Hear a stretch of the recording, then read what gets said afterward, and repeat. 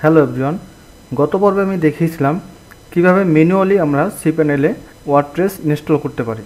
তো আজকে আমি দেখাবো কিভাবে অটোমেটিকভাবে সিপ্যানেলে ওয়ার্ডপ্রেস ইনস্টল করতে পারি, অর্থাৎ জাস্ট ওয়ান ক্লিকের মাধ্যমেই আমরা কিভাবে সিপ্যানেলে ওয়ার্ডপ্রেস ইনস্টল করতে পারি।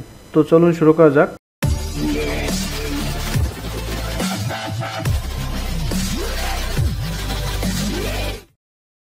প্রথমেই আমাদের যেটা করতে হবে তা হলো সিপ্যানেলে লগ ইন করতে হবে। সিপ্যানেলে লগ ইন করার পরে আমরা যে কাজটি করব, একটু স্ক্রল ডাউন করে আমরা নিচের দিকে যাব।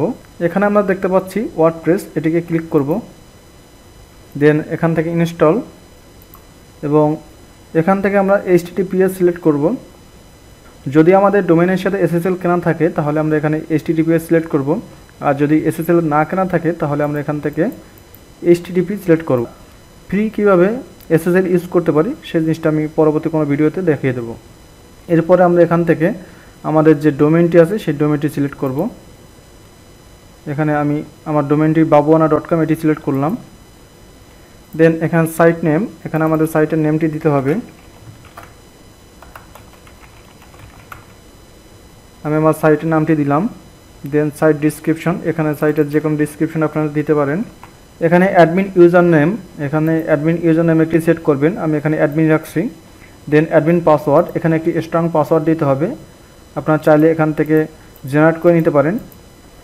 আমি পাসওয়ার্ডটি জেনারেট করে নিলাম এবং পাসওয়ার্ডটি কপি করে রাখতেছি। দেন অ্যাডমিন ইমেল, এখানে একটি ইমেল দিতে হবে।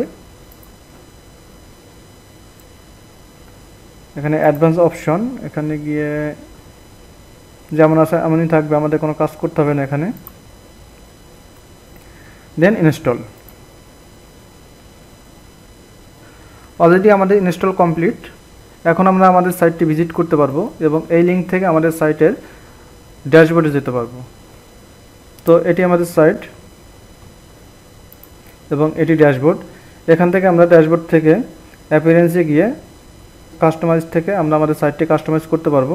পরবর্তী ভিডিওতে আমি দেখাবো ওয়ার্ডপ্রেস দিয়ে কিভাবে আমরা বিভিন্ন ওয়েবসাইট তৈরি করতে পারি। পরবর্তী ভিডিও দেখার জন্য সবাইকে আমন্ত্রণ জানিয়ে আজকে ভিডিও এখানেই শেষ করছি। সবাই ভালো থাকবেন, সুস্থ থাকবেন। সবাইকে অসংখ্য ধন্যবাদ।